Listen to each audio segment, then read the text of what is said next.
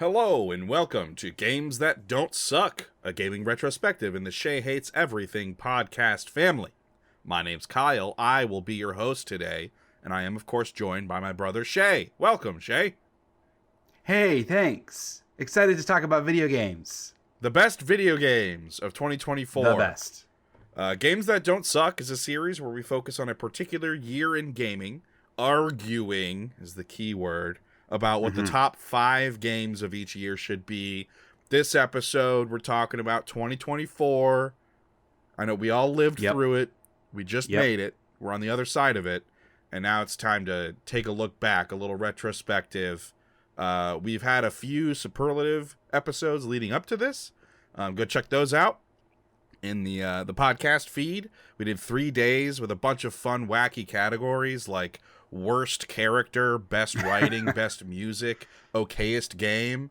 A lot of fantastic conversations there. And we are kind of culminating in this topic of conversation about, you know, all of those games. They were great in their buckets, right? But like, what are the best games overall? Yeah. There are always games that we did not play. Which is always a bummer, but life gets in the way. Other games get in the way. We jotted down a few games that like are ones that we feel, hey, if we had played this, we might be talking about it as one of the 5 best games of the year. We just didn't play it, so we can't talk about it as one of the 5 best games of the year. Right. I know for me, I had 3 that I added: Animal Well, Hades 2, and UFO 50. In particular, Animal Well and Hades 2. Animal Well is a game that I have. I meant to start it this last week, and I just had to grind my way through Indiana Jones to finish it on time for this podcast. So I will be playing Animal Well the week that you all are listening to this podcast. So it's a game that very well can end up in my top 10. And then Hades 2 is a game that I am very confident will be in my top 10 when it releases to 1.0. I just didn't want to get into the early access stuff. It's the same approach I took with the first Hades, which is a game that I adored. So that one, I'm just going to have to wait until it hits 1.0, hopefully in 2025. Yeah, I think that's fair. I also wanted to play UFO 50. I just never got around to it. But I didn't play, I own, but did not play these other 2 games. Dragon Quest, the HD 2D remake of Dragon Quest, and then Fantasia Neo Dimension, which that's a mobile game created by one of the original Final Fantasy creators, and it has since come off Apple Arcade as like a Switch port, and maybe on other platforms as well, but I got it on Switch. Those are 2 Switch games that I have that are sitting on the shelf unopened.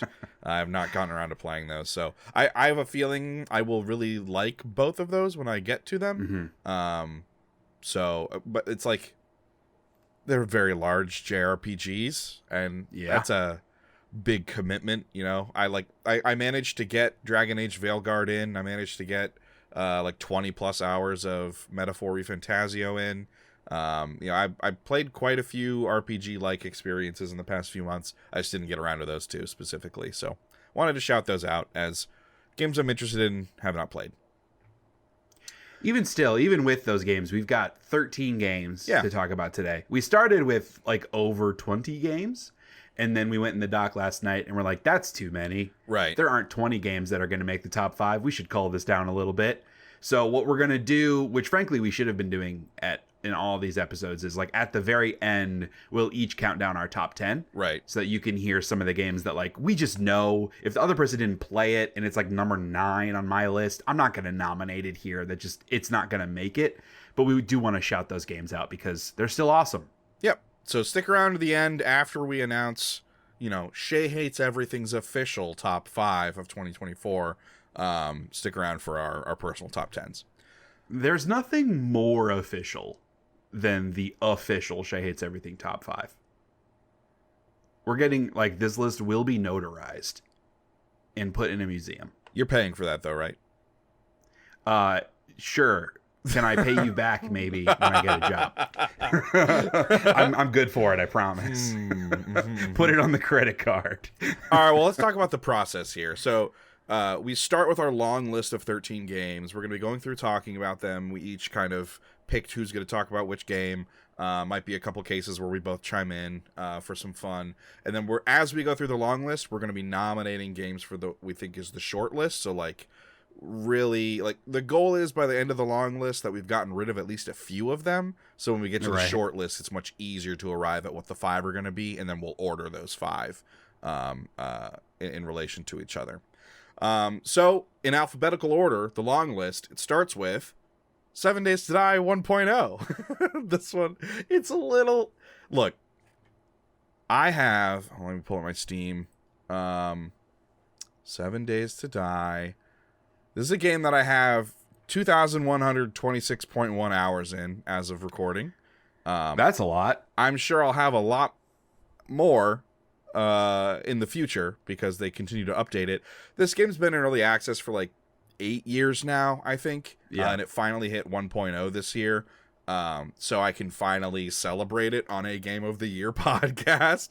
It's one of my favorite games of all time. It is the best survival game ever made. Certainly the best zombie game ever made. I don't count Last of Us as a zombie game. It's slightly different. That's how I'm going to cheat that little statement.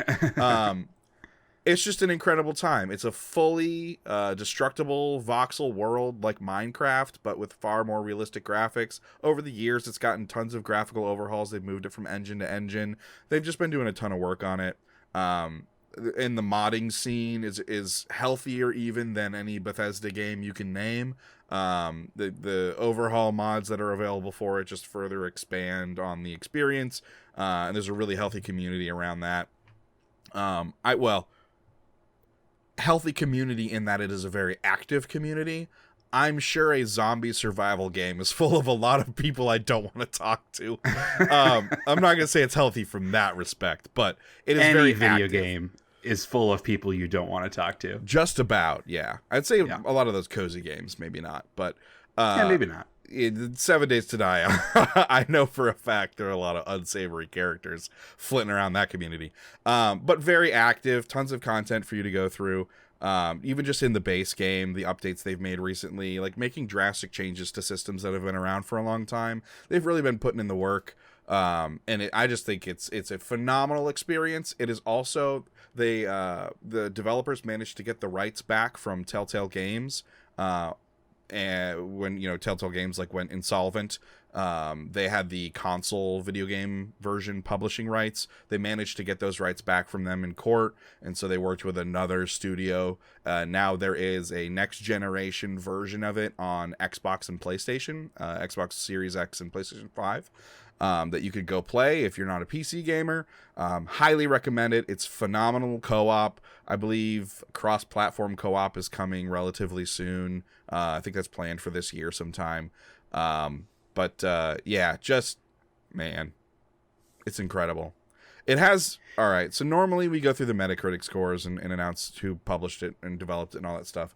I forgot to do that. It's developed by the Fun Pimps, and this iteration of the console versions is published by Iron Galaxy, and originally, like I said, published by Telltale Games. Metacritic scoring is at 35, and I think why is that? I think the reason it's so low is that people who don't actually like the game see that it's been out for forever and never hit 1.0 whatever, and then we're review bombing it for a very long time, and then it hit 1.0 and people are like, yeah, but it hit 1.0 but it's not really 1.0 because they're still updating it, and so they review bombed it again. But this isn't people reviews, this is critic reviews. Yeah, but this is a critic is a pretty broad stroke when you look at the 7 Days to Die reviews. I mean, a lot of the reviews are pretty old too. Well, yeah, that's more what I was curious about, because I'm on OpenCritic, which I prefer to Metacritic personally. Sure. But like IGN gave it a 4.9, GameSpot 2 out of 10, Push Square 3 out of 10. These are all legit outlets. It's not like momplaysgames.net gave it a 4. I was curious if you knew the backstory on why some of these have such a bad review. It looks like on OpenCritic it's mostly from 2016, and I think it just That's when it first glancing came at out. a lot of this is bad console port of an early access game. Right. Unfinished. Worst looking games. Half broken. But yeah, this is from 8 years ago. Right. So that's a bummer. That's a bummer that, I mean, that's the danger of early access, right? Like, right. if you're putting a product out there to be purchased, people are allowed to review that product. But yeah. looking at review scores from 2016 as a game 8 years later that has been worked on consistently since then is probably a bad way of deciding whether or not you should buy it. Exactly. That just sucks. Yeah, maybe listen to the person who has almost 2,200 hours in the game instead. Cope. Listen to me. Simp. I'm important. But yeah, that's 7 Days to Die 1.0. It's incredible. Next game I want to talk about, a little game called... Real quick. Yeah, real quick on 7 Days to Die. Uh-huh. So you mentioned like, oh, it's 1.0, so we can finally talk about it. It's worth mentioning, like, we have only talked about new games for Game of the Year since 2023. That was our first time doing games that don't suck. And we considered, I think you had like 2 early access games, Witchfire, and I don't remember the other one, that were like on the long list. So it's worth saying, like, we can always consider an early access game. What we shouldn't do is consider an early access game every single year until it comes out. Yeah. Like, that just gets a little bit lame. So I think, like, this is a good time to consider 7 Days to Die because it's in 1.0. Right. But had we done this in 2016, like, I feel like that would have been totally valid. It's just like, it's not gonna win in 2016, and then you bring it back up now that it's 1.0. So for listeners, as you're thinking about like our process, anything can qualify for this. It was one of our favorite gaming experiences of the year, including this next one, which we can also talk about. Like, I have some like weird hangups about the structure of this. You do. But it's fine because this is what we're doing. We're just talking about our favorite game shit. So it's fine. Yeah. It's not a big deal. And that one is Alan Wake 2, a little video game that is perhaps one of my favorite games of last year, perhaps. Perhaps. It got its expansion pass content this year. So that's what we're putting it under right now, is the Alan Wake 2 expansion pass content, and that's the Night Springs DLC and the Lake House DLC. This was, released on Xbox 5, Series X and S, and PC. It was developed by Remedy, published by Epic Games, and the 2 DLCs, I looked up the Metacritic scores. So Night Springs has an 85 on PlayStation 5, and Lake House, interestingly, has lower at a 77 on PS5. I think it's weird because, like, so, all right, let me talk about what the 2 DLCs are. So Night Springs was a series of like 3 episodes that are all like sort of fan fiction realized. And one of them is like you play as Rose, and it's this fucking hilarious romp where like she has these couple different versions of Alan that are like fawning over her or like way into her or whatever, and like one's like an evil twin brother, and it's like a really poorly written romance novel, like teen drama romance novel, and the whole thing is authored like that, and you play as Rose, and it just has some incredible moments where like evil Alan is actually a werewolf boy and all this other bullshit. It's really fucking funny. And it's full of those kinds of interesting experiences. You get to play as Tim Breaker for a little while. Time Breaker. Great name. Tim E. Breaker. Time Breaker. Sounds like a Kojima character name. Right, yeah. He's the character from Quantum Break that they can't actually say is from Quantum Break because they don't have the rights to it anymore. But he's the dude from Quantum Break. And because it's all part of technically the expanded Remedy universe. His episode is really interesting, like playing around with time a lot and spatial teleportation and stuff. Like stuff that you see a lot in Control kind of is like interacting in weird ways with the Alan Wake fiction. This is like some really cool stuff that happens there with his character, and because you like bump into him in the main game several times, but it's always a little unclear about kind of what his moment to moment story looks like, and so you kind of get a little bit more of that in that episode. And then like the Lake House DLC, I talked about it on a couple of the other superlative episodes, but it's you play as an FBI agent, and she's going to the Lake House, which is a Bureau of Control facility on Cauldron Lake, and they're there to study how Alan is able to make his writing affect reality, and like what is the nature of the dark place, because that's Bureau of Control's whole thing, is looking at these anomalies and these altered world events, these AWEs, and investigating them, making sure that they are rendered like inert or harmless to civilians, or potentially harnessing their power for whatever purposes. So this one's all about Alan's writing, and they like go through a very scientific process of like what researchers would do in order to test various theories about how his powers work. Is it the typewriter? Right. Is it the ink? Is it the style of writing? Is it Alan himself? And they're testing out all these various theories in really interesting, like blown up laboratory setting ways.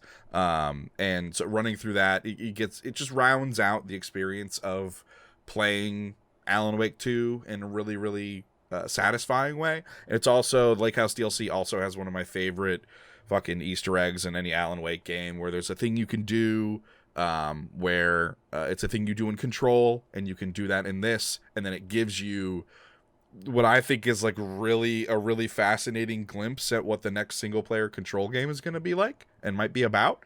And so there's some really cool shit there too. So it's like it paid off for me in damn near every way, because I got all the best like fan servicey things that I would want in the first one, right? Where like they're playing with the medium, they're playing with the structure, like that Tim Breaker one, like they play around with like the video game genre that it's in and the format. Like there's like a 2D section and some weird shit like that. Like they're just having fun with it in Night Springs, and that's a terrific time. And of course the whole thing's formatted like an episode of Twilight Zone. And then in the Lake House DLC, it's a little bit more similar to the gameplay and mechanics of the base game, but they're giving you more context for the facility that's there, and and a little bit more context around how Alan's powers work and stuff. And that's all awesome shit. Not stuff that's necessary to understand the story of Alan Wake 2, as complex as it is, but again, rounding out stuff around the edges, which is exactly where you want story DLC like this to land, is make it not critical but also rewarding. That's exactly what I was going to say. Like having it be additive but not required. Like I think back to Mass Effect 2 or even Mass Effect 3, like with the Leviathan DLC, where you go underwater and you discover like the old original Leviathans that were the precursors to the Reapers, and like playing that, it was like this should be in the game, the main game. This is, and like the whatever the Protean, you had an extra fucking the character. It was like an extra character that is like from the precursor race. It's like this should have been in the main game. Totally. So it's good to see that, like much like what Remedy does very well with this interconnected universe, they're finding creative ways to like build that out without it feeling like if you missed it, you missed a bunch of really critical stuff. Right. I guess I didn't say 7 Days to Die. I would like to nominate 7 Days to Die and the Alan Wake 2 expansion pass for the shortlist. Yeah. I assumed. All right. What is next? Next is Astro Bot, baby. Hey. This game is going to move up onto the shortlist. I'm typing it already. Yeah, we talked about this game a lot in our Superlatives episodes, both for how great its music is, the style, the visuals, a lot of really fun, just cheerful moments in that game. I think the biggest thing to say about Astro Bot is the variety that it creates from a gameplay perspective. Almost every level has a different mechanic, and it's very impressive to me, even from a first-party studio with a pretty good budget. It's still impressive to me that this team was able to extract so many different kinds of gameplay, like power-ups and mechanics and little interactions, solely for a single level. And many of them will come back for like a second, sometimes a third, but like the big sort of culmination levels within each world, the ones where you play like as the Nathan Drake or as Aloy or God of War, like those only exist in that one level. The shooting and the bow and arrow and the axe throwing, like you only do that in that one level, and then it's gone. And that attention to detail, and it just shows a lot of commitment and joy from the developers to be able to execute something at that scale with that huge like level of variety. It's just very impressive. And the biggest thing that I'll say about it from a personal standpoint is just the joy that I had playing through it with my kids. They were always so excited to play. They still ask to play. We went back and played. They did like a free Christmas level that we played through. We went through and did all the like speed run levels. I never actually tried to speed run them because that's not my jam. Yeah, there's another one coming too. Oh, another. Is it free? I think so. I saw that's VGC. There's another speedrun level coming. Astro Bot is getting another speedrun level. It was previously assumed they had concluded with its planned free DLC releases. The game received 5 free speedrun stages as DLC. A new speedrun level has been debuted during a PlayStation Held tournament over the weekend. Well, the footage level doesn't show it, so more cameo bots will appear. I don't see when it's coming, but I guess it was at some sort of speedrunning tournament. Nice. Well, yeah, it is worth mentioning, like in the Christmas DLC, there are, I think, like 5 or 6 new cameo bots. They had Peter Parker and Miles Morales Spider-Man, but they also had, Kyle, many that you would enjoy. Tomba's in there. Oh, hell yeah. Gex and Croc are both in there also. Oh, man. So, nice. Yeah, they're very cute. But yeah, I didn't mention the developed publisher stuff. So this is by Team Asobi, published by Sony, with a Metacritic of 94, which is far and away the highest on this list, and one of the higher ones just in general over the last several years. But yeah, I think Astro Bot is a phenomenal achievement and something I really hope Sony takes away a lot from after their recent failures in the live service space, knowing that, hey, if we give a very talented team a modest budget and tell them to make a modest, creatively inspired game, it'll do really well. So I hope they do more of that. Yeah, I didn't finish Astro Bot, because like, I don't know, the way I engage with games is weird sometimes. Like, sometimes I'll play a game and feel like, okay, I got it, I get what they're doing, I'm good, I'm gonna move on to the next thing. And that's kind of how I felt with Astro Bot. It was clearly extremely good. I enjoyed the time that I spent with it. It was just like, all right, I played enough of that thing. Like, I got that. I scratched the itch enough for me for that character platformer, and I think I'm good now. And so I just moved on from it. Not like it was a bad game or anything. I'm weird with games sometimes. Yeah, like that's very interesting to me, given how much variety there is in Astro Bot. Because I could see in a more standard platformer where it's like, okay, I see what this game is doing. I don't need to play a bunch of levels of the same thing. But the levels are all so creative and so different. You'd never really feel like you're doing the same thing again, with the exception of the like circle, X, square, triangle levels, which are more straightforward, like challenging platforming levels. Yeah. But even those, many of them give you a specific power up or, outline the level in a specific way that it makes it feel kind of different from the others. So yeah, that's like a bummer and honestly surprising, knowing that how you play games, that's what happened with Astro Bot. Yeah, honestly, those challenge levels might have been partly responsible for me dropping off. Some of them, yeah, the difficulty spike could be less than fun at times. I think I told the story of one that took me like 30 tries to get through, and eventually my kids left the room because they were getting bored and I was getting frustrated. Yeah. But then when I finally did beat it, my daughter, who's 5, came in and said, "Good job, Dad." Dad patted me on the arm. So it was all worth it, man. Yeah. All right. Astro Bot's going to the short list. Next on the list is Balatro, which is available on basically everything as well as mobile. This was developed by Local Thunk and published by PlayStack with a Metacritic of 90. This is a game that certainly took the world by storm, and I think, you'll see on a lot of top 10 lists, a lot of like people saying, it's the best game of the year. It won, I don't remember if it was like best debut once or best indie, one of those at the Game Awards. It might have won both. But yeah, I think for me, talked a little bit about this in Best Style on our Superlatives episodes.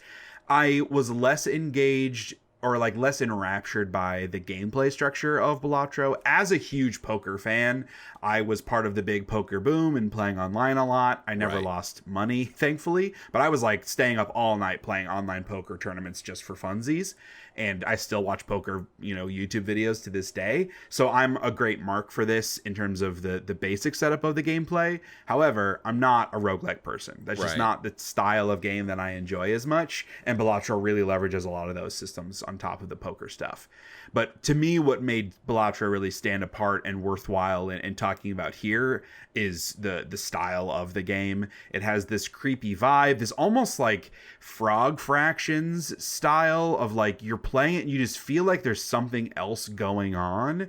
Turns out there really isn't, which is a little bit disappointing. I was texting, your buddy Cody, because he's a huge Balatro fan, and I had played for, 6 or so hours, and I'm like, I get this. I get the loop. It's very fun. I can see how it's super addictive.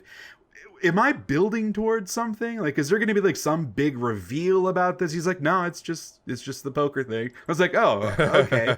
There's something about it. It's just like foreboding sense while you're playing that just makes me feel like there's going to be this big reveal twist at the end. Yeah. But maybe there is. Maybe just nobody's unlocked it yet. But yeah, I think the huge variety of cards that you unlock throughout the game and the power-ups that you get with the jokers, and it's all, high score chasing, trying to maximize your chips and stuff that you get through playing hands. And that is a super fun challenge. It can feel, much like any roguelike, it can feel unfair at times where you just have a bad run, or in the case of Balatro, each sort of round you're up against a different blind is what they call it, which is like basically a debuff or a specific way you have to structure your hands in order to earn points. And there was one run in particular, I had made it through like multiple waves of the 3 rounds. I think I was on like 3 or 4 waves in, got to the big boss blind at the end, and I had amassed this like really good set of jokers around playing hearts and playing face cards, and also like playing any kinds of pairs. So a pair, a 3 of a kind, 4 of a kind. And I was like just crushing the point totals that I needed. And then in the last like blind, the debuff was like, no face cards get points. And I was like, well, that's like my entire strategy. So I guess I'm just screwed here. And like that kind of thing just happens. It's inherent to the style of game. But that's partly why I don't like the style of game. Right. So I do think Balatro is fantastic. I think the style of it is off the charts cool. I do not think it's going to be one that we will have in our top 5.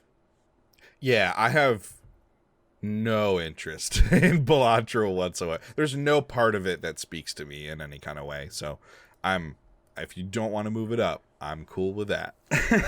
Well, that's part of the reason why. I just have bigger fish to fry on this list, things that I'm more passionate about. Next on the list is Call of Duty Black Ops 6. This is a game that I think was we almost cut this game coming in. I don't think it's going to move up here, but I did want to keep it for the long list because we both played it and really liked it. And for both of us, it's a game that's like just outside of our top 10s. Yeah. And so it felt like it was worth it just in case like we end up not being super passionate about other games. But I think that having not played many of the recent single players in Call of Duty, I was very pleasantly surprised by this one. Surprised is maybe the wrong way of saying it, because like I really liked Cold War, and that was Treyarch also, I believe. Maybe it wasn't, but I do feel like there's been some good messing with your mind Call of Duty campaigns that have been successful. So they made Cold War, and they also did this one, although I think Raven Software is the one that did the single player campaign, and Treyarch focused on like the multiplayer and the zombies and stuff. Obviously published by Activision, and it has a Metacritic of 83. I don't think we probably keep this one for now. Yeah, I don't think so either. I did want to call it out because it was super fun. Lots of great variety. We talked about the zombies stuff in our best moment, where there's this whole map where you're fighting zombies within single player. It's also we're saying like neither you nor I are ever going to touch the multiplayer in a Call of Duty game again. Right. We're not going to play the zombies. And so we're really only talking about a third of the game. But that third, I think, is very good. It is very good. Yeah, absolutely. That part of, I've never I don't know. When it comes to Game of the Year discussions, I don't think it's useful to be like, oh, there's this mode that I don't like in it, so therefore that hurts it. It's about, like, did you feel fulfilled playing the one thing you did play? And if yes, then yeah, I think it still counts. I don't know that you need to detract for not liking other parts of it. Unless it does change how you personally feel about it. Like, if that does taint your experience. But I find that generally does not taint my experience. I'm able to separate. That's fine, but it is part of the product, though. Like, I feel like you have, and this is a bit of a different scenario because neither of us played the multiplayer or the zombies, and so there we can set that apart. But I think, like, if you engaged with the thing and didn't like it, it has to be considered with how you would stack that game up because it's part of the product. Like, do you recommend the whole product or not? I remember when Doom came out in 2016, they had their, like, really shitty multiplayer map builder thing, and that was like, I'm not interested in engaging with that, but someone else, like, is it worth buying this game? Is it worth spending the money just for the single player? The answer was absolutely yes, like 100% yes. But in a universe, it might not be because the map builder stuff was really shittily implemented. I feel like you have to consider that when it is a detriment to the overall experience. I do think with Black Ops 6, just neither of us want to play that. Like, people listening to this maybe played Black Ops and really love the single player, but have played the multiplayer and think it's dog shit, because it is. At least it has been for like a decade. But I don't know. I think you're right for this specific game because we didn't play the other things. It's probably also a useless argument because it's not moving forward anyway. Yeah, that's true. even just with the single player. That's true. All right, next, my fourth game in a row, and then I get to take a vocal break. Yeah, I have a 4 Helldivers 2. Hell yeah. This came out on PlayStation 5 and PC, developed by Arrowhead and published by Sony with a Metacritic of 82. Helldivers should be on our short list. It's a game that you were hot and heavy for when it first came out. You brought me into it. I fell in love, and then you kind of fell off, which was very annoying to me because like I picked it up because you told me to, and then you stopped playing it. But it's a game like I literally played yesterday. I'm not playing it nearly as frequently as I was a couple months ago, but I still play 1 or 2 times a week. I'm maxed out on everything except levels. I'm like level 97, I think, out of 150. But I'm maxed out on all of the resources. My ship is fully upgraded. I have all the stratagems, all the guns, everything. And I still play because it's just really, really fun. Yeah. And that's kind of all I need to say about it right now. I think maybe we could talk more about it when we're talking top 5. Okay. Yeah, I fucking love Helldivers. What are my Helldivers numbers? Helldivers. I put 100 hours in. That's a lot. That is a lot. That's pretty good. Yeah. That's pretty good. I didn't know if it was going to be that high or not. That's good. Those are good numbers. Good game. I don't know. It's pretty amateurish. I'm at like 350 for me in a multiplayer game. That's very good. You just said that you had like 3,000 hours played in 7 Days to Die. In a multiplayer game, though. Because I don't play multiplayer that much. That's over the course of 8 years. Also, yes. Helldivers has been out for 10 months. Right, yeah. All right. Next up, Indiana Jones and the Great Circle. This was developed by Machine Games and published by Bethesda. Has a Metacritic of 87. Actually, this might not be the most current, because I did pull these a little while ago. Let me quickly see if there's an update I can add to that. Okay, 86 currently. Is it an 86? Oh, went down. Went down by Haters. 1. That's right. Man, they did it. They did the thing amazingly well. Yeah. Far better than people had any right to think it would be.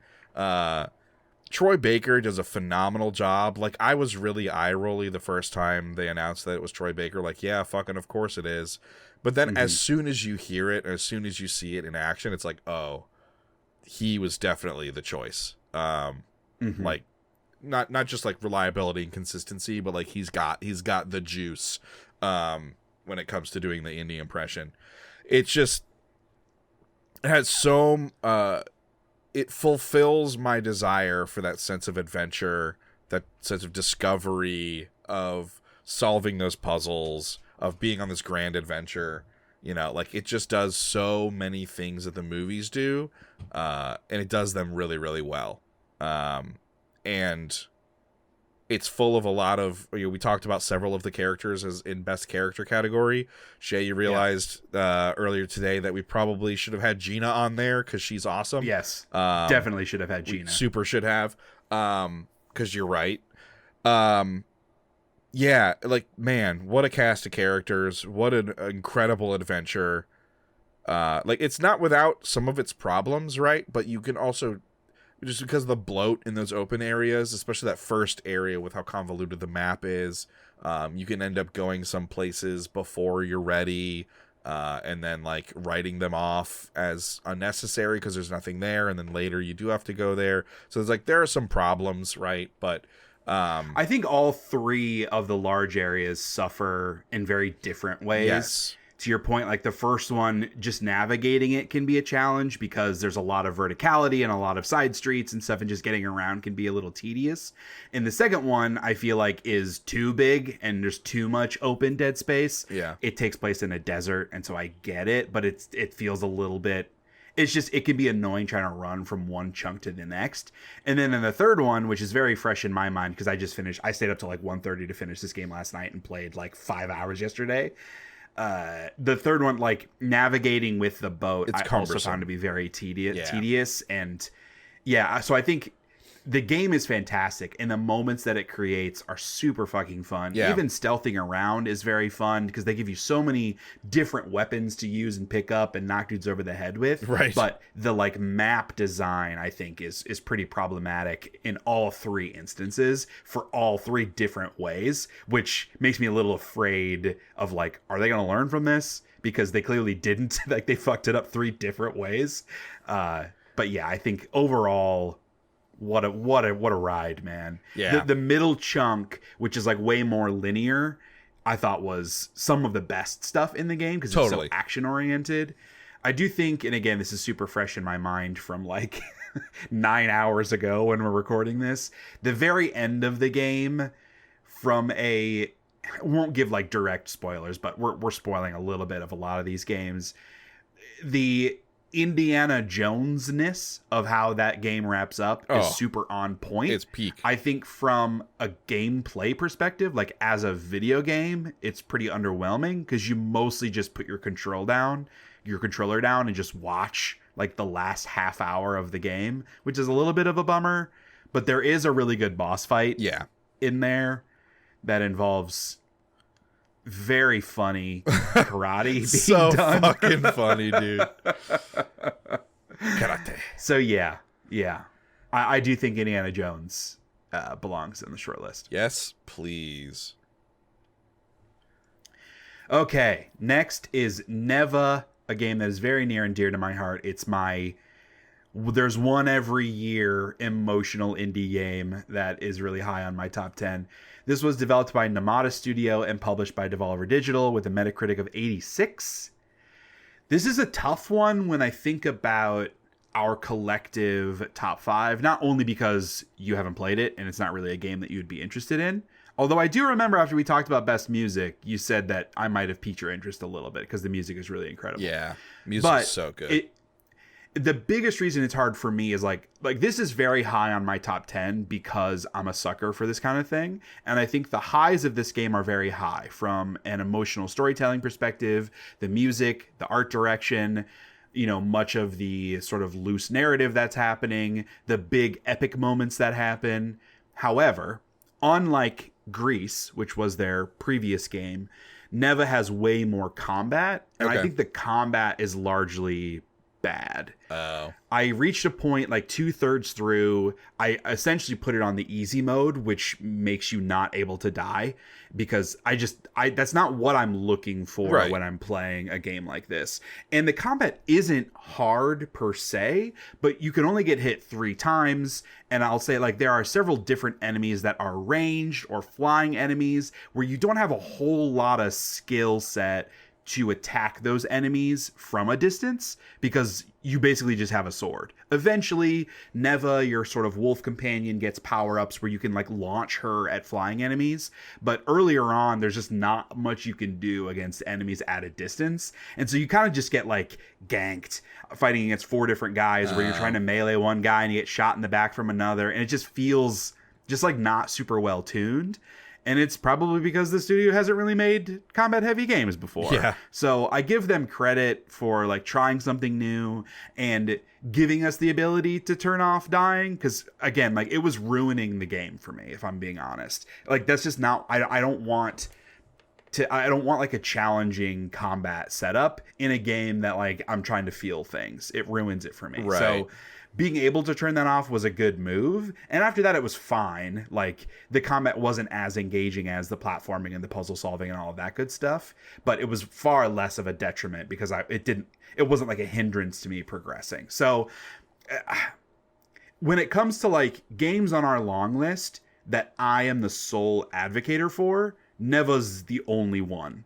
So, from that perspective, like, I kind of want to keep it for now, but I have enough of a problem with it that it's probably not going to make, like, I'm not going to fight for it as hard as you might fight for some of your, like, solo games. So we should keep it. Okay. We should keep it. We should keep it and then look at the short list when it's done. Okay. That's fine. I think the short list is going to end up being pretty long. Yeah. A lot of good games, though. That's why. Yes. All right, next up is Rise of the Golden Idol. This came out on PC, developed by Color Gray Games, published by PlayStack. Metacritic of 85.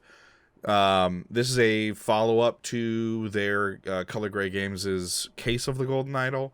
A incredibly unique experience. I was not anticipating a follow-up when I played that, and then like shortly after I played Case of the Golden Idol, they're like, hey, we're making another one. I was like, give me more of this shit directly into my veins. How much money do I have to give you to put this in my veins right now? It's phenomenal. And it also, they managed to continue surprising because I mentioned in another episode, right, where Case of the Golden Idol is about the idol itself and how it works and the cults and the following that have gathered around it throughout time. And that's how you're kind of piecing it together, is these random scenarios where something has gone wrong and you're trying to figure out what that is and put together this host of information. Once you've assembled all the information, you learn a little something about a greater context of the idol and how it works. Rise of the Golden Idol has a very similar sense of discovery, except instead of being about the idol, it's more about the people and about how the idol has been used for ill throughout time. And it, similarly to Case of the Golden Idol, the realization that you have through solving all the puzzles at the end of the game kind of wraps back around in a really thrilling and satisfying way. And it's a game that makes you feel really smart because it's not holding your hand. Even the hint system is like not the most helpful thing in the world. Like I often found that, well, not often, I was playing with my buddy Cody. We only went for the hint once and it was just things that we had already deduced. So it's like, well, I guess at least we know we're on the right track through our deductions, but that's not super helpful. But yeah, we only ever did that once in Rise of the Golden Idol. The rest of the time we were able to figure everything out. I also think the art is incredible. The music is very evocative, very unique and strange, just like the art. Games don't look like this. Like this is like a wholly new art style for Case and Rise of the Golden Idol. It's just like a really fascinating, unsettling, strange art style, and the music reflects that. We listened to some tracks for Best Music. Some really, really interesting stuff happening there with some drone instruments and more electronic synthy instruments. Just some weird stuff.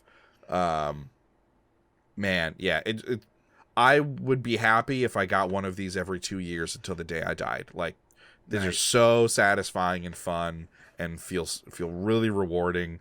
And it just, this group at Color Gray Games, like I don't want to say they happened upon something because it takes away part of their achievement in crafting it, but like they perfected what this genre should feel like as a player, and they've delivered on that twice now, and that's very exciting. And I think deserves to be universally recognized. Like, if you're into puzzle games in any way, shape, or form, if you play like one of those nonogram apps where like you have like a grid of boxes and you have numbers on each side of the box to like deduce where the boxes should be filled in and where they shouldn't. If you like that kind of deduction, I would say that Rise of the Golden Idol does a narrative version of that, right? It's look at all of the pieces and try and find that place to start. Because once you've started somewhere, then you can start like through deductive reasoning, you can start filling out the rest of what you need. I think it's a very similar way that they go about it. It's just narratively done instead of, not algebra, mathematically. So I'm bringing Rise of the Golden Idol up. It is so very good. All right. I'm not letting go of that one. Silent Hill 2. This came out on PlayStation 5 and PC. This was developed by Bloober Team, published by Konami. Has a Metacritic of 86. A solid 20 points higher than any of us suspected it would be before it came out. For sure. This was on Best Surprise, right? Like, we had no reason to believe that this game was going to be good because Bloober Team has a bad track record of making bad games with bad combat that feel bad and aren't scary.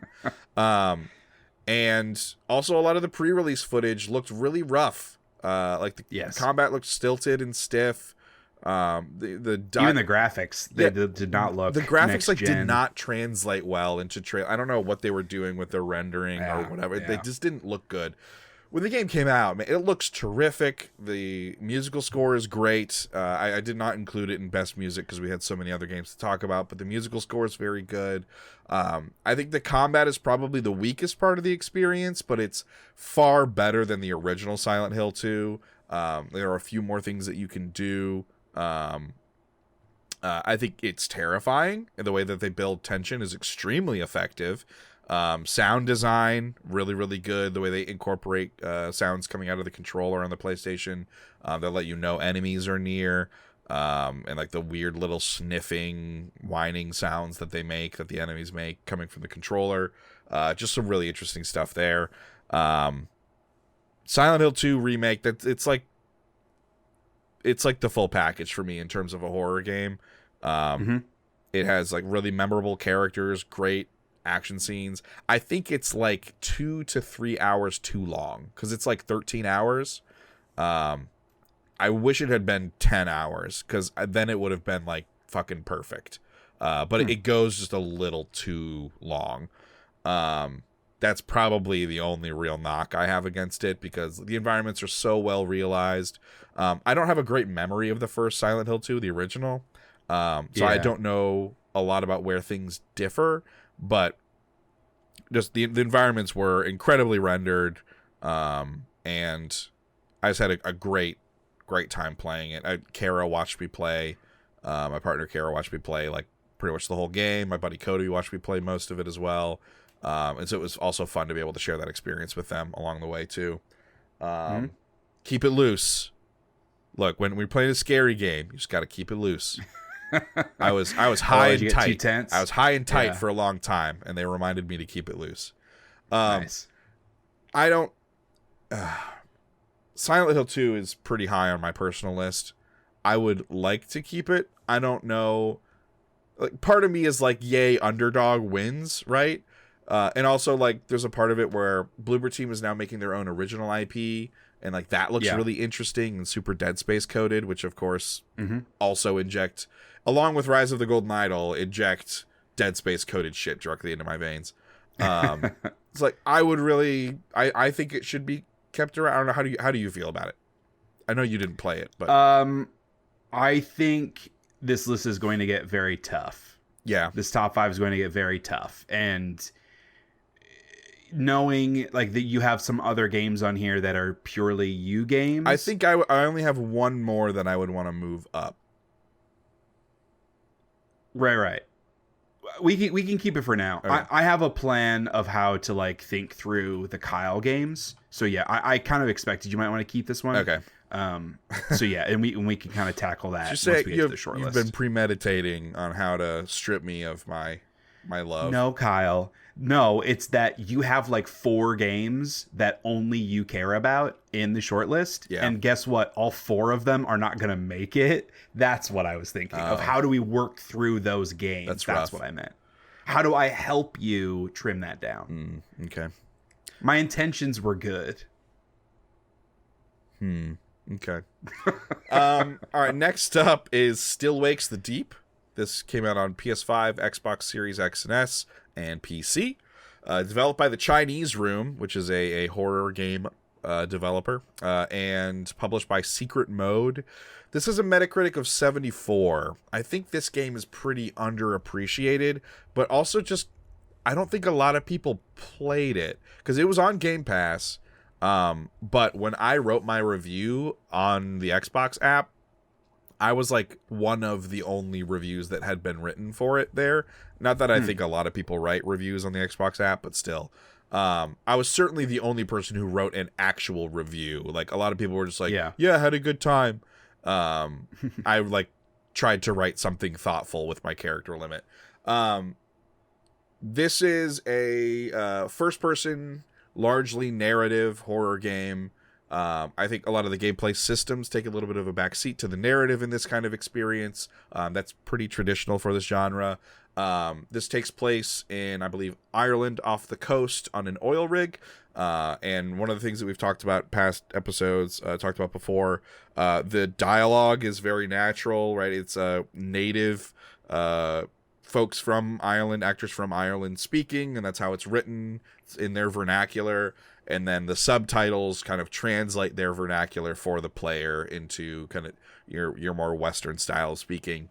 And I think that works really well because you gotta get the best of both worlds, where you get to hear the authenticity but still understand and not have that kind of be a barrier to entry for people. I think the game is rendered beautifully. It looks incredible. There's another game that has a great music score similar to Silent Hill 2, but it's very like it's just one piece of the puzzle. I wouldn't say that the music was worthy of best music. It's another piece of the puzzle in terms of what creates the tension. It's additive. Yes, additive soundtrack. And it's a lot of walking and talking, investigating things, turning a lot of cranks and levers and wheels, and hiding from enemies and picking your moment to run from one place to another, throwing things to create distractions so you can get past things. There's no actual fighting in the game, unlike Silent Hill 2. But again, I just think it's the enemy design, like the organic nature of it, and the way some of the enemies animate. I have never seen something move the way that some of these enemies move, and that is terrifying. And so they managed to do, like, I watch a lot of horror movies. I play a lot of horror games. I've never seen something move quite the way this, I'm thinking of a particular thing, moves. It's sort of like this gelatinous mass of organic material that shoots out these, like, thin streams of itself that, like, attach to stuff. And it's like, because it's this bulky kind of amorphous mass, it needs a lot of those, and some are thicker than others, some are longer than others, and so it's kind of like venoming its way around a little bit. And like it was a person at one point, and so it's like kind of talking in this really unsettling voice, and it's moving through this really dark area, and you're trying to sneak past it and to accomplish an objective, and then have to sneak back. And it's just a really high intensity, high stress situation that's like further punctuated by how unnatural and unnerving the monster is in that area. And so sounds creepy. Yeah, like you have sequences like that, and then also moments of, like, I talked about it before, right, where moments of beauty where there's these horrible, awful, amorphous blobs of like human flesh and other things combined and twisted together in this like kind of like unnatural cacophonous mass. And then you also have like things that are still visually similar to that, but there is an order to them and an ethereal like an ethereal beauty. Like when you take all that chaos and apply order to it, here's what that might look like in some instances, and it actually ends up looking like really beautiful, like almost floral in some ways. And they do a lot of that to kind of like separate a lot of that tension and kind of like break that tension and provide a little bit of relief for the player, but still like something about it is still unsettling, because you know that they are these two things that are diametrically opposed are connected and are the same thing. And it's just there's a lot of that, and I think that's symbolic of a lot of things. How like just humanity in general, how we have these two sides that appear to be diametrically opposed, but are still of the same thing. And emotions very similar. And so I think like it applies to a lot of things. It's a poignant visual metaphor is what I'm getting at. And so I got a lot out of Still Wakes the Deep playing through it this year. And it's an experience that has continued to stick with me. And I'm like, I never replay those kinds of games. Like it's kind of like I've experienced it and I'm done.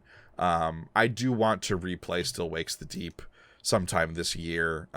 Just so, because I'm still processing a couple things about it, and I want to play through it again, because it's not a super long game. It's like 6-7 hours. And I want to be able to like go through and finish processing my thoughts about it. But I loved it. It is, well, I don't know. That's not a useful metric. I'm not even going to say it. I really, really like Still Wakes the Deep. I feel like I'm going to have a harder time getting it on the top 5 than even Silent Hill 2. So I'm okay not moving it up. Why do you think you'd have a harder time? I just think like Silent Hill 2 as a video game is easier to talk about in comparison to other games. Okay. Because it contains more video gamey stuff. Sure. Yeah. Yeah, that's what it was interesting to hear you say that like you'd want to replay Still Wakes the Deep, and it makes sense to like catch things that you missed from like a world building narrative perspective. But knowing those types of games, because I play a good amount of those types of games too, not on the horror lens, but like there's usually not a ton of gameplay. Yeah. And so the idea of replaying, like to use Chinese Room, another example, like Everybody's Gone to the Rapture. It's another game they made. Granted, I really didn't like that game, but I can't imagine wanting to replay it, even if I did like it, because you're just walking around. Yeah, you know? And like this has more quote unquote gameplay stuff that you're actively doing than and Everybody Has Gone to the Rapture, because that is literally just walking and looking at stuff. This you are like running and jumping and hiding and throwing stuff and there's more of like a Alien Isolation kind of thing. Yeah. Okay. But yeah, I'm okay leaving that one on the cutting room floor, because I feel like I gave it its roses, gave it its flowers. Okay. Lastly for me is Thank Goodness You're Here. This came out on Switch, PC, PS4, and PS5. Developed by Cole Supper and published by Panic Incorporated. Has a Metacritic of 90, which that really surprises me how high the Metacritic is. Like, because I agree. This is the animated game that is like 100% British humor. It's set in like a town across the pond, and it's like a lot of absurdist British humor, like random funny shit happening all the time. The 2D, well, so it's like you're moving around, and it's like an isometric 2D game. And like they play with perspective in several different ways as well, but like a lot of the humor comes from kind of the gimmicks that you're engaging with. You're running around slapping everything as this like little football headed shaped dude with yellow skin and red hair, with like doofy, almost like fish eyes, like no soul fish eyes. And you're just going through this town that's full of absurd things happening and crazy characters, and it's wacky and wild. And it's just fucking hilarious. And I'm surprised because I know that style of humor is not something that everybody is going to be into. I love Monty Python. I know a lot of people don't love Monty Python. And so I'm surprised the Metacritic is as high as it is. Given that the humor to me seems pretty specific. I don't know. How did you feel about it? I would totally agree. Okay. Yeah, I mean, we talked about this a lot. I love Monty Python. This style of humor isn't always my jam, and this frankly like style of presentation isn't always my jam. Yeah. I just really happened to connect with Thank Goodness You're Here. It's just like joyful and wacky and having a good time. And it's like pretty laid back in its humor also, which I appreciate. But yeah, the 90 in particular is interesting because this game does not appeal to everyone. Right. And I find that to be interesting. But I mean, maybe we're wrong. Maybe it is the comedy is more whatever, generally applicable or appreciated than I might expect. Yeah. I will say, like, on the negative side, so it's a short game, which I think is the right choice. Yeah. It's like 2 to 3 hours. There's a lot of backtracking. However, every time you are backtracking, like, and experiencing, like, you're, going into people's houses and stores and things like that, every time you go in another one, there's a slightly different experience. Yeah. And a lot of times they play with repetition too, where they change it every time. There's a famous sort of thing where you're going through pipes and you come out this dude's fireplace and you're constantly getting soot all over him and over his house. And you do it like 3 or 4 times throughout the course of the game. And every time his reaction changes and gets bigger, and he kind of has this like, he gives up at the end, and that kind of moment I think is great. But the actual mechanic of backtracking, and frankly, like, there were several times where I was like, I don't know where I'm supposed to go. Yeah, that just happened kind of wander around. That part of it can be kind of frustrating, especially in a game that's as short as it is. I wish this stuff was a little bit more directed, but that's kind of the only criticism I would levy against it, because I think the humor is super on point, the variety is super on point. It's very specific and consistent throughout, and I think the ending is perfect and exactly when I would have wanted that to happen. So yeah, so this game is on both of our top 10s. Yeah. It's a game that you had recommended to me, having played it. It ended up higher on my top 10 than on yours. I think that's more a symptom of the kinds of games you and I played this year. Right. I just happen to be less, I'm more passionate about Thank Goodness You're Here than I am a bunch of other games, so it ended up higher. I think it deserves to stick around for now, since it is a game that we both really loved. Yeah, I already put it up there. Nice. All right, and the last game on our long list is Warhammer 40K Space Marine 2. Yeah. I think this game's a bit of a bummer because we didn't finish it. Yeah. We just fell off it entirely. I think if we had finished it, it would be very strong for our top 5. I think you're right. It's just it's hard to advocate for it with so many other games up on our short list right now, because we got like halfway through the campaign. When you and I played with Cody, were playing it, and so like we were having an awesome time, right? Like, and I do still want to finish it. I don't know. We just aren't. I don't know why we aren't. Yeah, we're just not doing that. We should. And I mean, there's a million other things to play. That's part of it too. Yeah. And like, if I'm being honest, like, if I could rope you and Cody into playing a game, I would like to play Helldivers. That's the thing. Like, if I could choose, right? Like, but it's, I don't know. Maybe it's not worth it at this point. It's been months since we stopped playing it. And I still want to finish it. I do. I want to finish it also. And to your point on Call of Duty, with there being other like gameplay verticals that you just didn't engage with, Warhammer has that too. Like, it has a multiplayer that I just was never going to be interested in playing. There's that co-op operations. One, though, like the operations thing I have heard really good things about. Yeah. Apparently the challenge can get pretty insane in there. Okay. That I would be curious to check that out also. I will say, I think the game is super fun. It's very linear, which in this case is not to its detriment. I think it creates a lot of like really fun, over the top moments. The biggest criticism that I would levy against it would be like the melee combat feels kind of mushy. There are a lot of really good like QTE inspired like, you know, hero kills or whatever against some of the bosses. Right. But when you're just like slashing your sword around the mobs, there isn't like a really good sense of weight and doing damage compared to how the guns feel. Like I feel like the guns feel much better than the melee stuff does. Yeah, I will say I do like once because the control scheme is very different from other kind of melee action games. Also. But like once you've dialed it in, that like countering enemy attacks and dodging enemy attacks at the right time, then going in for like those critical counter attacks and stuff, like that can feel really good.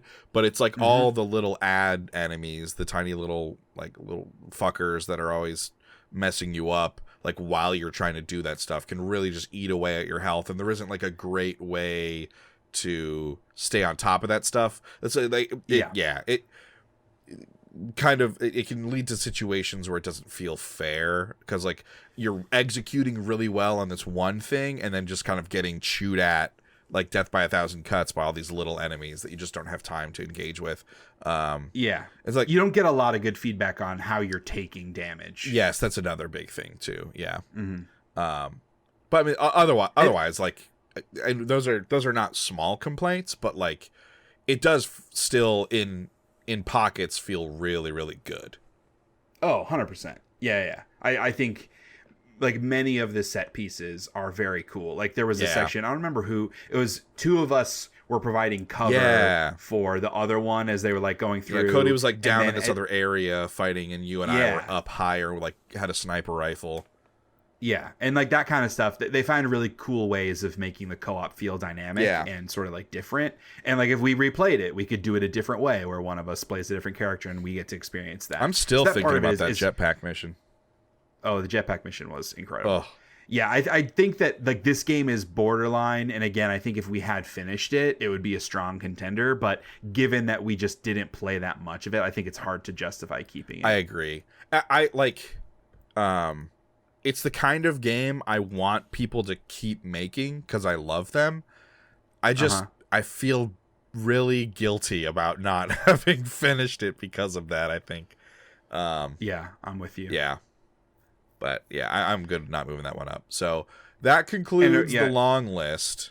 So our short list is 7 Days to Die, Alan Wake 2 Expansion Pass, Astro Bot, Helldivers 2, Indiana Jones and the Great Circle, Neva, Rise of the Golden Idol, Silent Hill 2 Remake, and Thank Goodness You're Here.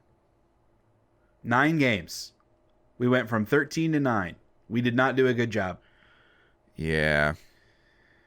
All right, so let's have the Kyle game conversation. Okay. So on this list of 9 games, there are 4 games that we both played and really liked. Astro Bot, Helldivers 2, Indiana Jones, Thank Goodness You're Here. There's 1 game that I played that you did not, Neva. And there are 4 games that you played that I did not. 7 Days to Die, Alan Wake 2, Rise of the Golden Idol, Silent Hill 2. I think a good place to start is let's trim your 4 games to 2. And I'll say, again, I have not played these games. Yeah. I don't think it should wholly be well, Kyle, you just pick like your favorite one of those and that should be in the top 5, right? Like that's not the collaborative list that we're trying to make. So I think if we should cut 2 of those to start. When I look at this list of 4 games, it's like, what do I want to reward? What do I think is appealing? And I think it's interesting to look at this list of 4 because they're all so different. Yeah. 7 Days to Die is one of your favorite games that you have been playing for 8 years that finally came out in 1.0. Right. Alan Wake 2 is the DLC, the packaged DLC to one of your favorite games, your favorite game from last year, and our Game of the Year winner from last year. Hell yeah. Rise of the Golden Idol is a sequel, but a wholly new, unique experience. And then Silent Hill 2 is a remake. Well, I would argue it's more of a remaster than it is a remake. It kind of sits in that in-between space to a horror game that, like, there was no universe where I would ever be interested in playing. So when I think about those things, like, what stands out to me is Rise of the Golden Idol for sure. Like, I would way advocate for a brand new game than I would any of the other 3 types of experiences. And to me, when I look at the other ones, like, I like 7 Days to Die. 1, because it's more of a genre I would be interested in. And 2, it's a game that you've loved for a long time, where, like, this is the right time to reward that. Silent Hill 2, to me, is like an easy cut just because of the kind of game it is. Yeah. It's the remaster, remake type thing, etc. And to me, unfortunately for you, the Alan Wake 2 expansion pass is also an easy cut because despite it being amazing, I'm not arguing that it's not amazing. It's DLC, which doesn't inherently need to be a negative. Like, we gave Phantom Liberty, that made our top 5 last year. The difference there is, like, that was DLC to a game that we both loved, that I also was interested in. And the secondary part of it is it's DLC to a game that already got its flowers. It won our Game of the Year last year. So it fits a little bit into that Erd Tree category, like at the Game Awards, where we talked about this on one of the flagship pods, where it's like Elden Ring won Game of the Year. We don't need to also give Game of the Year to the DLC for that game. Like, that just feels a little like we should be celebrating new stuff more. Alan Wake 2 is not an exact 1-to-1 because these DLC things are very different than the core game, but that's like, we're trying to split hairs here, right? Like, we have to cut 9 games to 5. And so that's where my mind goes between those 4 games. How do you react to that? Yeah, I'm good dropping Silent Hill 2 Remake.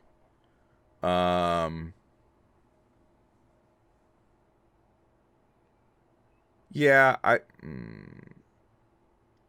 I am. And again, this isn't a straight up like which one of these is higher on your personal list. Like, when we think about it collectively, yeah. I am okay dropping Alan Wake 2 expansion pass content.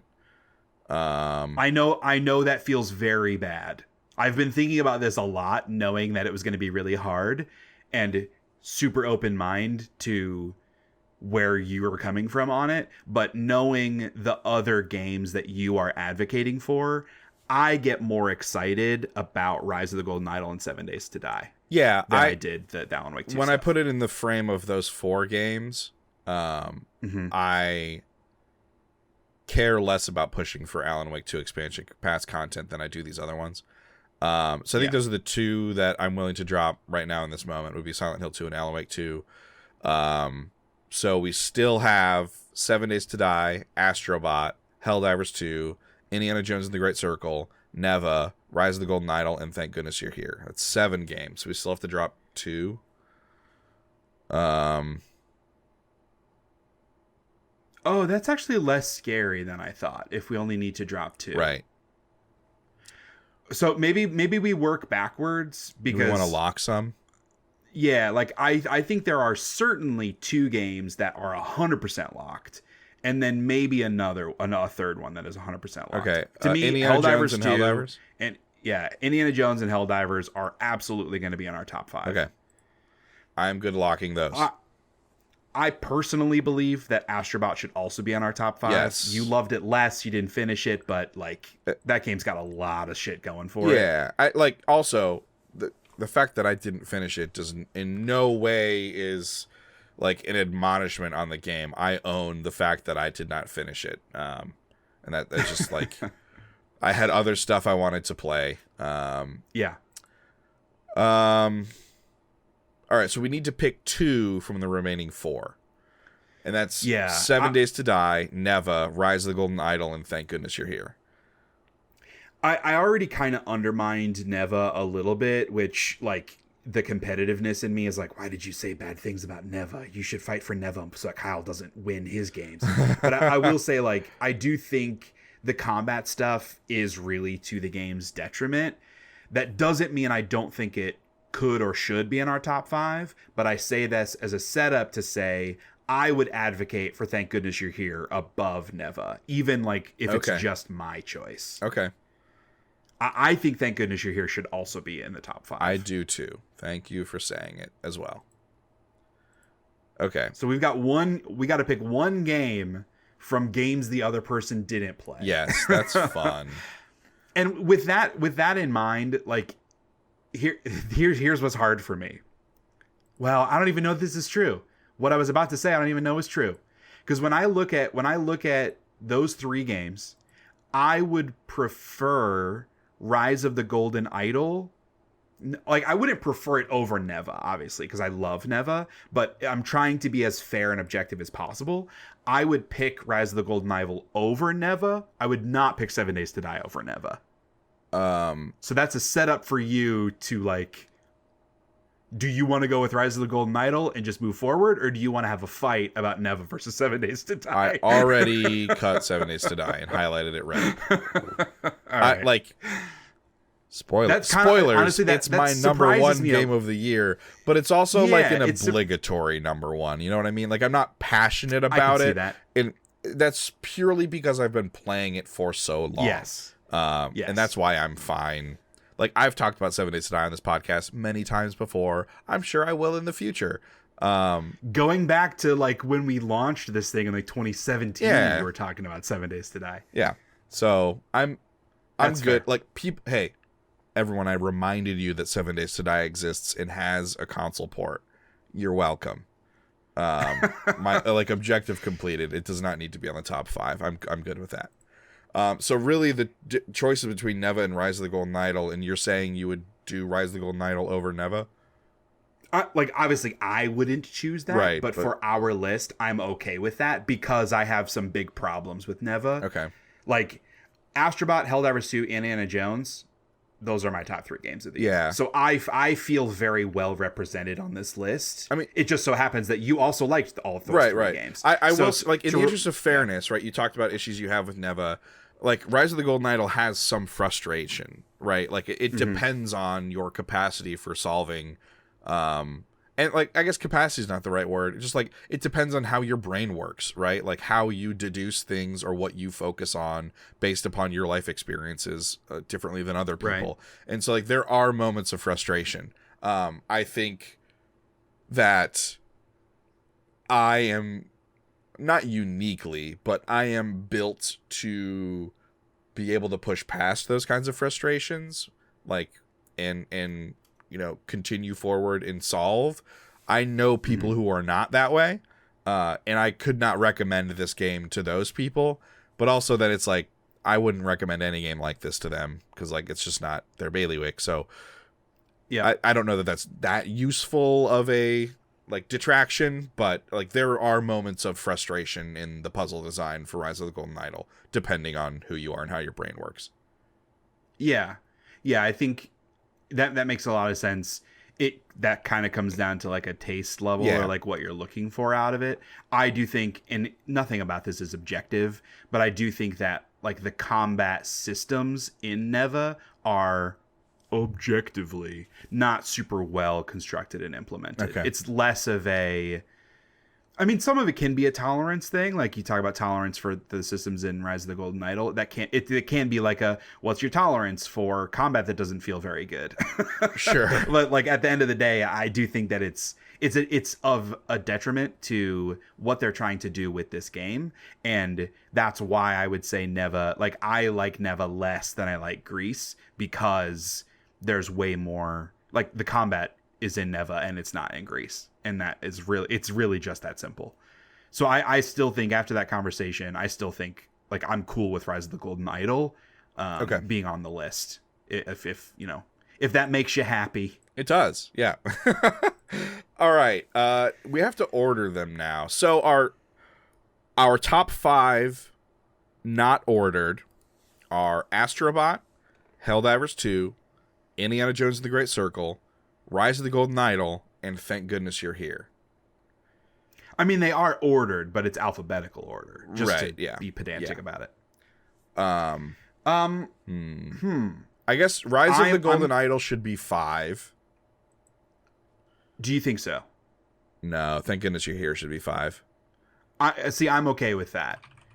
Like, I love Thank Goodness You're Here, but I'm okay with that being at 5, with Rise of the Golden Idol being at 4. Okay, because I know your passion for Rise of the Golden Idol. It is, yeah.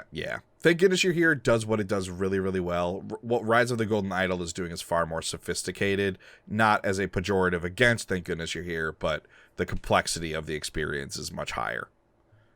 Yep. I think these top 3 are difficult. I think it's a little bit arbitrary, but it's probably safe to put Astro Bot at 3 just because you didn't finish it. How do you feel about that? Yeah, I'm good with that.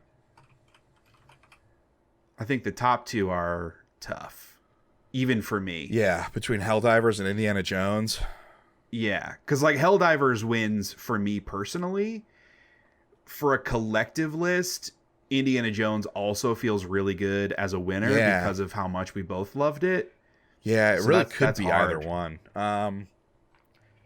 God. Because I'll say, like, my complaints about Helldivers are twofold. The technical performance of the game was extremely poor to start and has certainly gotten better, but still has a lot of problems. Like, when they launch new stuff and the player count goes up, it can be really hard to find a game that doesn't like auto boot you, or connections become a problem. There's also plenty of glitches and stuff that happen, many of which are funny, and I'm not going to, detract from the game for those, but there are also ones that are less funny, like getting stuck in the ground and things that can just be kind of frustrating. And then the second part of the complaint is around like how they have treated the game as a live service product. Sure. They've launched tons of shit. All the like war bonds with new guns and stratagems and armor sets and stuff. All of that has been fantastic. They just launched the Illuminate faction during Game Awards in December, which is like so fucking cool. We know there's more coming, and with the Illuminate, they've had huge events, like with even new special map types and mission types that were only like limited time because of what was happening with the larger galactic story. All of that part of the live service I think they've knocked out of the park. Yeah. The communication and the weapon balancing have not been as effective. There's been a lot of promises that have not been delivered or been under-delivered. And on the weapon balancing, for months, they were just nerfing everything to a point where it was starting to feel a little tedious. However, they apologized. They changed their internal structure. They changed their playtesting process, and like they did like literally they called it a buff patch where they buffed like 30 guns and a bunch of different things. And since then, the game has felt incredible to play. Yeah. So there have been many ups and downs with Helldivers as a live service game. Indiana Jones, very different kind of game. So my complaints are a little bit more like specific, right? It's in the open world map design. It's in some of the ways that the gameplay ends in the final section there. It's in some of the tedium of like all of the different artifact collections. Like each big map has like 6 different hidden MacGuffins to collect. You don't have to do any of that stuff, but it makes it feel like a little bit like a box checking-a-thon. And I think some of that stuff's not awesome. So I don't know. I have many complaints about both games, but I unabashedly adore both games. Yeah, I mean, like, so when I fell off Helldivers, it was because, like, they were releasing war bonds with new guns and stuff, and, like, the occasional new mission thing, it just wasn't enough to keep me engaged. And, like, by the time the Illuminate stuff dropped in December, I had mostly moved on from Helldivers, and so it was, like, just too little too late for me. Like, I will, at pretty much any time, if someone asks me to, I would go play a round of Helldivers. I know I'm going to have a good time. But I feel like, my time with that game came and went. In a way that, like, that it does with any other game for me, So, like, I don't know if that's necessarily a knock against it. The only difference is, like, it's a live service game. It's intended to keep your attention versus a single player game you beat and put down and you stop thinking about it, but that's because you're done. Yeah. Like, Helldivers 2 doesn't end. Yeah. Like, again, I don't know that that's a knock on it. Like, it not being able to keep my attention. I am not like other people. like right. I fall off of every MMO. Like, I play an MMO for a month and I'm done. Like, I stuck around with Helldivers 2 for, like, a couple months, which is... I think that says a lot about how good the game is. I find my problems with Indiana Jones, like the open world bloat stuff, that is, I have control over how much of a problem that is for me, and so it doesn't bother me. Does that make sense? It does. The thing that I will say in opposition to that, though, is that the areas are designed to support the collectathon shit. Like, if they had stripped some of that out, I think the game would be better. Yeah. You're totally right. You can just ignore it, but part of why it's tedious to get around the world is because they needed more space to put all the knickknacks. That's fair. And that's like books and journals, as well as the like hidden artifacts, ancient artifacts, but there are like 50 of them in the game that unlock a secret little cutscene that I'm so fucking glad I didn't do, because I was gonna last night and I was like, no, let me just look it up. And there's like a 10-second little cutscene that is nothing. Like, what an underwhelming end to such a tedious process. I liked it, but also like I looked it up as well. I wasn't gonna go do the thing, but like, I thought it was like a nice, like, oh yay, kind of a moment. But absolutely, not totally agree. I'm just saying, I agree with you as well. Not justifying that hours and hours of extra work. If I had done that stuff and saw that cutscene, I would be pissed. But just watching the cutscene by itself on YouTube, I was like, yeah, sure, fine. Right. I don't know, man. I could go either way as well. Yeah, it's tough.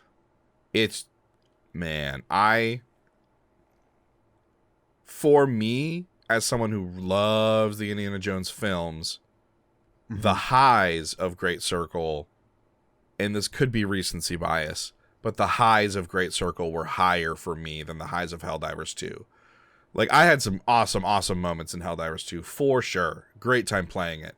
But, like, the highs of the Indiana Jones experience, for me, it was like, holy shit, they did it. And... Yep.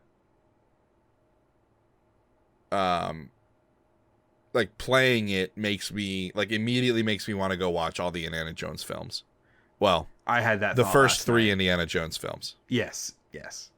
I literally had that thought when I put down my controller to finish the game last night. And I was like, I need to be an adult and go to bed. It's 1:30 in the morning. Yeah. But I'm really tempted to not be an adult and just boot up Raiders right now. Like, man, that last sequence and like the way the game ends, the shot, the music, it is perfect. It's perfect. Yes. Very, very Indiana God, I have Jones. goosebumps thinking about it. I don't know, man. It's tough. I think I'm okay with Indiana Jones in the top spot for a lot of those reasons. I will say, like, I agree with you on the highs being quote unquote higher in Indiana Jones. I think a lot of that is because they're authored moments. Like, they're specific and they happen one time, and so they're more memorable. Like, to me, the highs I've had in Helldivers are far higher than in Indiana Jones. That's fair. But if you ask me to recount all of them, it'd be harder because those highs happened 30 different times on 30 different maps with 30 different groups of players. Sure. It's just, that's the kind of game it is. Crazy shit pops off constantly. Right. So I think it's a little bit hard to compare that direct because they're so different. But that's also what we signed up to do here, is compare them head to head. Yeah.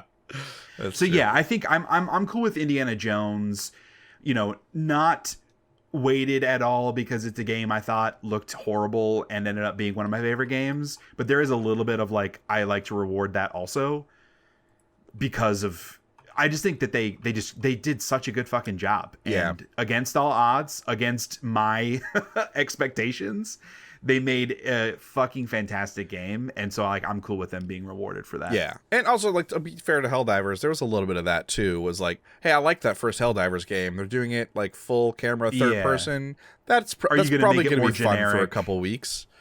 Right. Yeah. Is it going to dumb down the experience now? Just make it like any other shooter? Right. And then it just, takes everything by storm like crazy. Oh yeah. Which was fantastic. The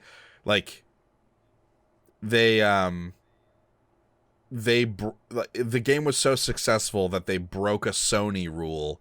Sony took away the authentication stuff because it was so popular.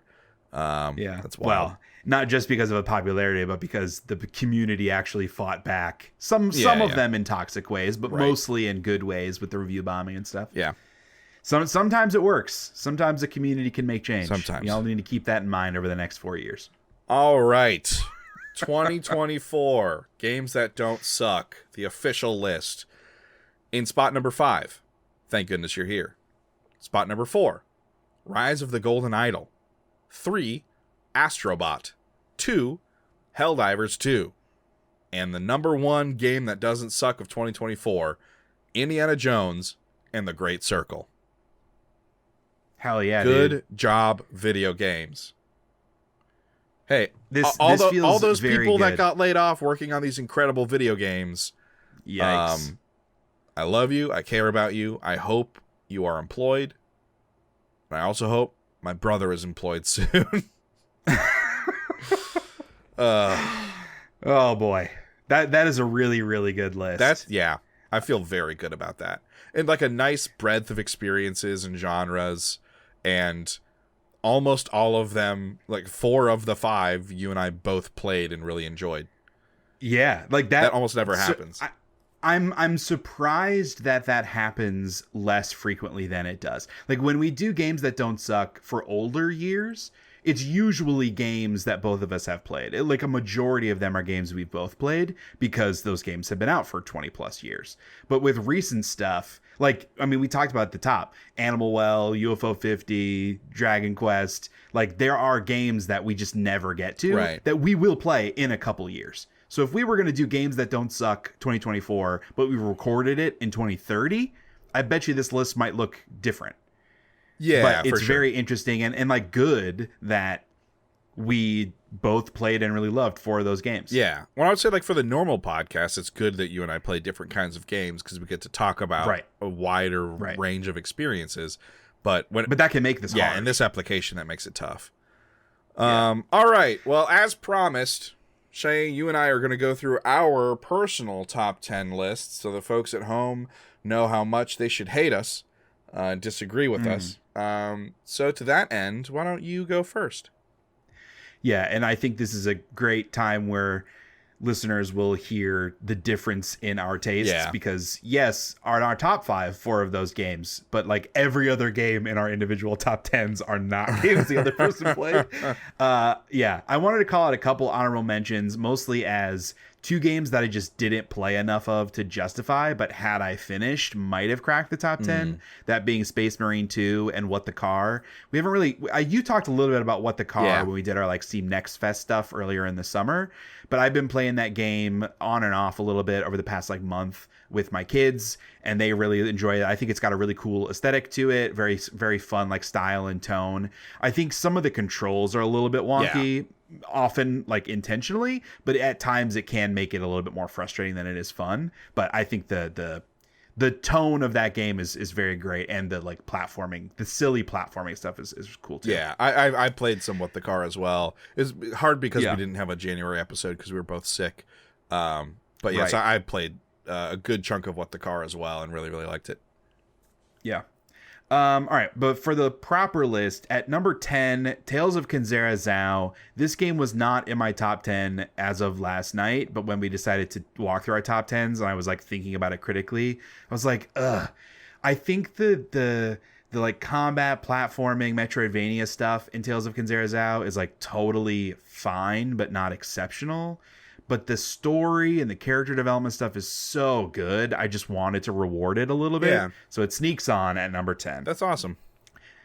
And number 9 is Kunitsugami Path of the Goddess, which is pretty similar. Yeah, honestly. I was really surprised that you ended up this high on it. I didn't finish this game. I got like 2/3, maybe 3/4 through, and then just had too many other things that I was trying to play.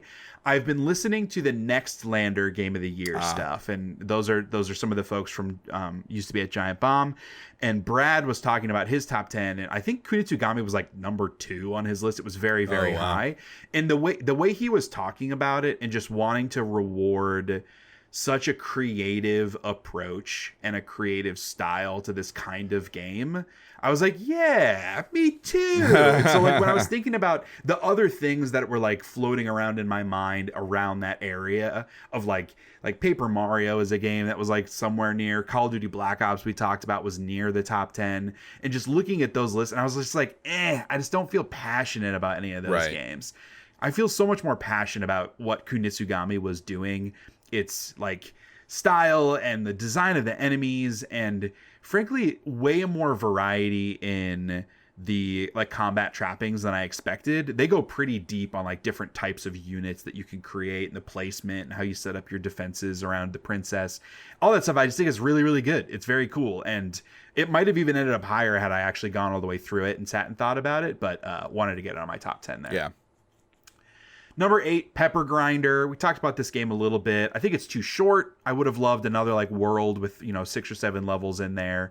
A couple little quibbles around some of the platforming stuff with the giant, drill that you're controlling, in the like loop-de-loops that you do, some of the chain stuff. And then Kyle, you had brought up like there's like a superpower jump that you can get at certain points.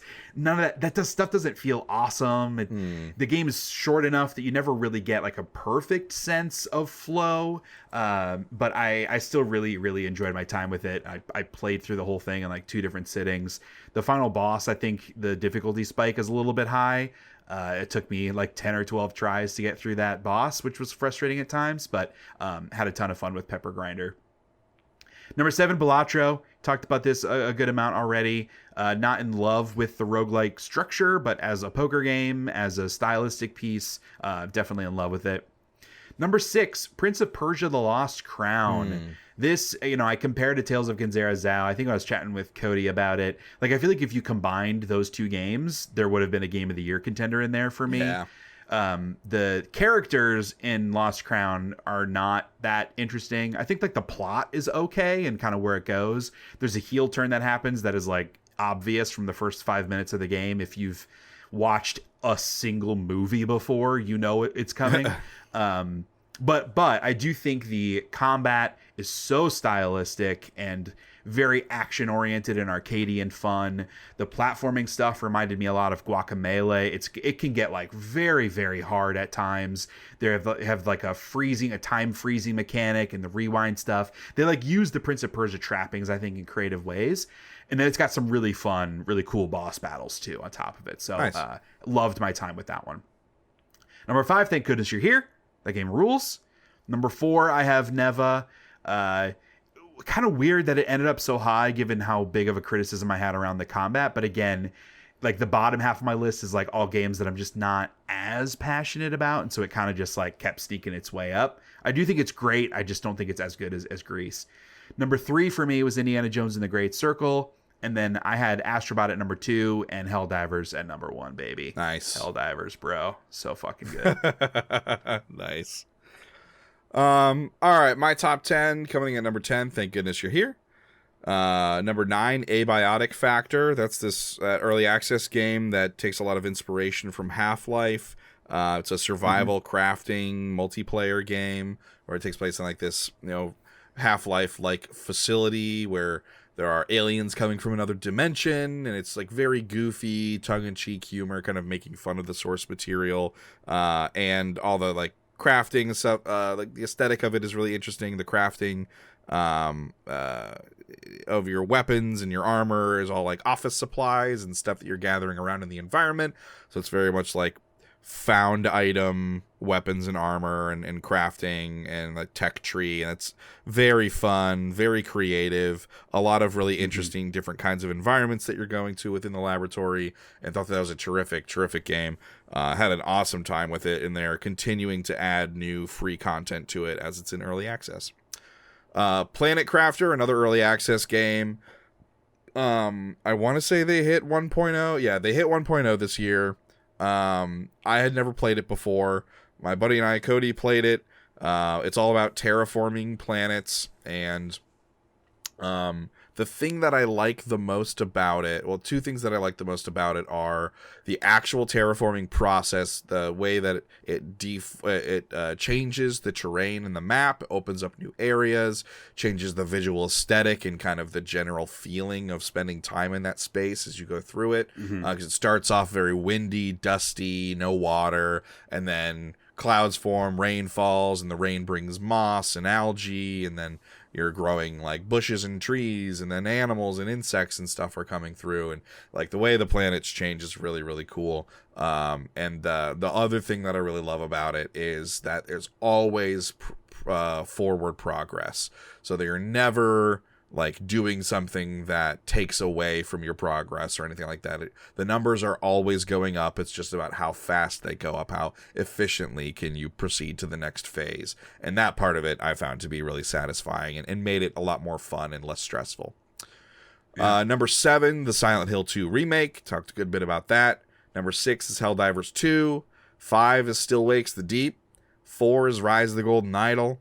3 is Indiana Jones and the Great Circle. 2 is Alan Wake 2, the expansion pass content, and then my number 1 slot, obligatory 7 Days to Die, because it has earned it over the past 8 or 9 years playing it. So 2,126.1 hours deserves number 1 slot, number 1 in my heart, and number 1 on my list. Yeah, I think that's more time than I've put in any video game ever. That's a lot of time. Yeah, 2,000 hours. Yeah. And do you think that's probably your most played game? Probably Minecraft is more. Oh, Minecraft is way more. But also that doesn't count a lot of my like overhaul mod playthroughs and stuff like Darkness Falls and other overhaul mods, because those are a separate launcher from Steam. So gotcha. It is higher than that by probably a couple hundred hours at least. Right. Yeah, Minecraft is probably my number 1 most played game. Yeah. And then maybe like Modern Warfare 2. Oh, yeah. Skyrim would be up there. Yeah. Oh, video games. Love them. I love them a lot. If you love them at home and perhaps love different video games than we do, email us about it. Impossible. Email us about it at info@sheahateseverything.com. Again, that is info@sheahateseverything.com. Yeah. What do we miss? What are some, we talked about some honorable mentions that we just didn't happen to play. What else? What else did we miss that we should go check out? Yeah. Hey, what did we play and not like enough to list here that you think deserved it? Yeah. In parentheses, Cody, do not write in and tell us about Dragon Age Veilguard. We do not care. No. We will not read that email. Hey, thanks for listening, everybody. Like, you folks at home, you allow us to do this. Prattle on for hours on end, approaching 2 hours now. Thank you for listening. Thank you for being yourselves. Thank you for writing in when and if you do. You can find the Shea Hates Everything podcast wherever you engage with your podcasts on platforms that are still around. Be sure to subscribe, leave a rating or review, those things that people do so often to help folks out. The most important thing you can do, though, is tell your friends. Let them know about the dumb stuff that we do here. You can look forward to another episode of the flagship podcast on Monday, February 3rd, in just 2 weeks' time. That's going to be a big episode. We got a lot to talk about. Plans for the future on where we're taking the podcast. So what the cadence of content going forward is going to be, stuff you can expect. So keep an eye and an ear out. Keep an eye out and an ear to the ground, the podcast ground, on your service of choice for that information. Shea, thank you for coming along this journey with me. Hell yeah. And for having some awesome discussions about some awesome games. Oh, it's so good to talk about good video games. I love talking about bad video games, but talking about good video games is good too. Yeah. Better in some ways. In some ways. Hey, everyone. Stay beautiful out there. Bye.